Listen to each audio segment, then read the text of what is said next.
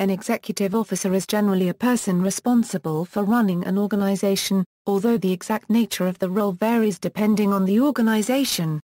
Administrative law: while there is no clear line between executive or principal and inferior officers, principal officers are high-level officials in the executive branch of U.S. government such as department heads of independent agencies. In Humphrey's Executive v. United States, 295 U.S. 602, the court distinguished between executive officers and quasi-legislative or quasi-judicial officers by stating that the former serve at the pleasure of the president and may be removed at his discretion. The latter may be removed only with procedures consistent with statutory conditions enacted by Congress. The decision by the court was that the Federal Trade Commission was a quasi-legislative body because of other powers it had, and therefore the president could not fire an FTC member for political reasons. Congress can unregistered trademark T retain removal power over officials with executive function. However, statutes can restrict removal if not purely executive, but can't restrict removal of purely executive officer. The standard is whether restriction impedes the president unregistered trademark's ability to perform his constitutional duty. Corporate law and other legal associations. In business, the executive officers are the top officers of a corporation, the chief executive officer being the best-known type. The definition varies. For instance, the California Corporate Disclosure Act defines executive officers as the 5 most highly compensated officers not also sitting on the board of directors. In many insurance policies, executive officer means, in the case of a corporation, any chairman, chief executive officer, chief financial officer, chief operating officer, president, or general counsel. In the case of a sole proprietorship, an executive officer is the sole proprietor. In the case of a partnership, an executive officer is a managing partner, senior partner, or administrative partner. In the case of a limited liability company, an executive officer is any member, manager, or officer. In the airline industry, the executive officer, more commonly known as the first officer, is the second in command of the aircraft. In a fixed-wing aircraft, the first officer sits in the right-hand seat, but a rotary-wing aircraft they sit on the left. In charity voluntary sector non-profit, the executive officer, S, are those appointed to drive the day-to-day decisions of the organization. This is normally a formal appointment made by the executive board of trustees. Specific responsibilities and scope vary and are usually called out in a governance document. Military: in the units of some military forces, typically those that are naval in nature, the executive officer is the second in command, reporting to the commanding officer. In most non-naval military services that are land-based or in joint military organizations, the executive officer is an administrative staff position versus a command position. XOs in these positions typically assist a commander or deputy commander by managing day-to-day activities such as management of the senior officer's schedule, screening of documents or other products, and oversight of the senior officer's administrative support staff. United Kingdom equals, the term XO is not used in the British Army or Royal Marines, in which the designation second in command is used as a formal appointment. In the Royal Air Force, the term XO is informally used between officers and airmen, referring to the officer who is second in command. It is, however, formally used in the Royal Navy. In smaller vessels, such as submarines and frigates, the executive officer also holds the position of first lieutenant. Originally, the second in command was usually referred to as first lieutenant, although it is becoming more common to hear the term XO. On larger ships of the Royal Navy, in which the XO holds the rank of commander, the XO is usually referred to simply as the commander.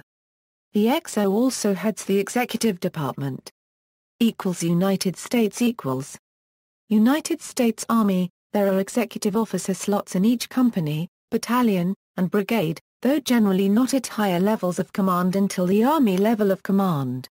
The XO is typically the second in command, and serves as the day-to-day manager of the command staff.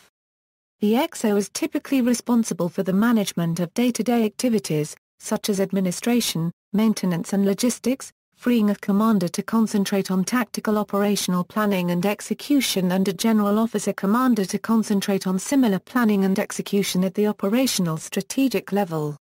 The XO may take charge in the absence of the commander, the exception being commands with a deputy commander, although recent Army command reductions have either merged the two, or eliminated the deputy.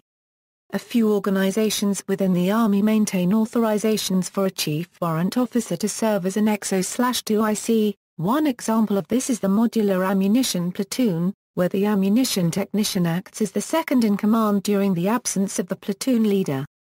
While the experience gained as an XO is highly beneficial for an Army officer's professional development, it is not necessarily a prerequisite for a command position.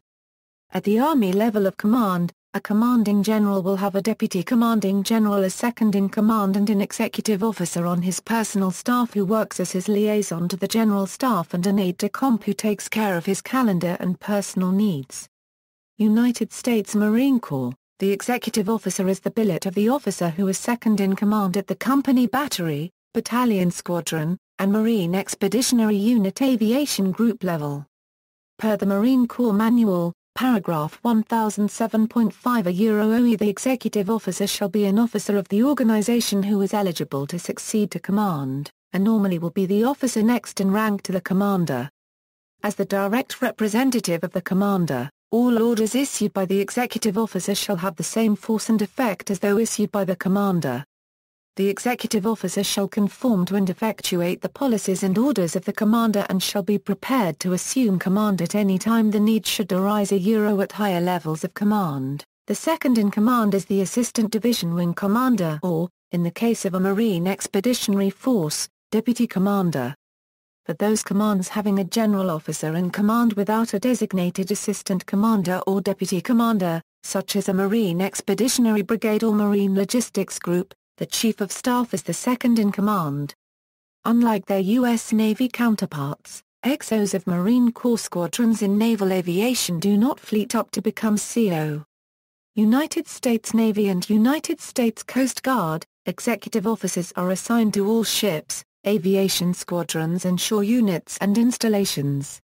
Carrier air wings in the U.S. Navy will not have an XO, but will have a deputy commander instead. For shore-based or functional naval air wings, the equivalent position will be the deputy commodore. In the Coast Guard, onboard small cutters and patrol boats that are commanded by either a junior officer or a senior enlisted member, executive chief petty officers or executive petty officers are usually assigned to serve as second-in-command. On U.S. aircraft carriers, per Title 10 United States Code, both the captain and the XO assigned to the ship are both naval aviators or naval flight officers.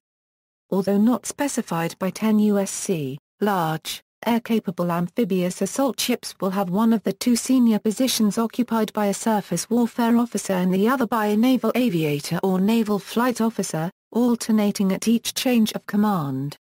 In naval aviation, in U.S. Navy squadrons, the XO will eventually fleet up to become the CO of that squadron after 12 to 15 months as XO.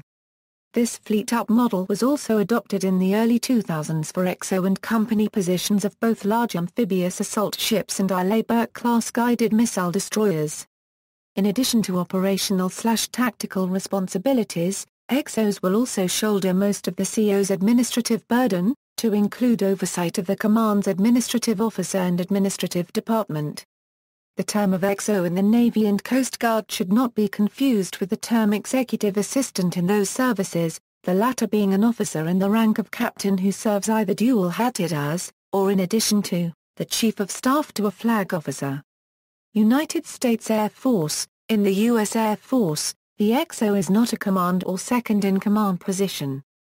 Instead, it is used to designate a company grade officer or junior field grade officer who serves as a staff administrative assistant to a senior officer, starting with the commander at the squadron level or above. In the other uniformed services, this position may be called an aide, an executive assistant, or an adjutant. Like the Army, while experience gained as an XO is highly beneficial for an Air Force officer's professional development, it is not necessarily a prerequisite for a command position. For officers holding second-in-command positions, The USAF uses the titles of Vice Commander, or Deputy Commander for an officer who serves as the second-in-command for an organization above squadron level. For a squadron-level organization, the second-in-command is typically termed the Director of Operations, or Operations Officer. These latter terms were previously used for similar positions at the group and wing level until renamed as the Operations Group Commander. The rank of an executive officer in the U.S. Air Force can vary from lieutenant or captain working for a colonel, to a major or lieutenant colonel in support of a brigadier general or major general, to a colonel serving as the executive officer to the Chief of Staff of the Air Force. Personal staff officers. The U.S. Air Force uses the term executive officer for officers assigned as personal staff officers to general officers. Their role is similar to aide-de-camp in the U.S. Army, Marine Corps and Air Force and flag aides and flag lieutenants in the U.S. Navy and Coast Guard. Executive Officer, Supreme Headquarters Allied Powers Europe. A unique application of the term is Executive Officer to the Supreme Allied Commander Europe, and Commander, United States European Command. This position is typically held by a Brigadier General or Rear Admiral and is drawn from all of the armed services. The duties involve serving as both an executive assistant to Supreme Allied Commander Europe and also includes command responsibilities for the U.S. military community at Supreme Headquarters Allied Powers Europe in Belgium. References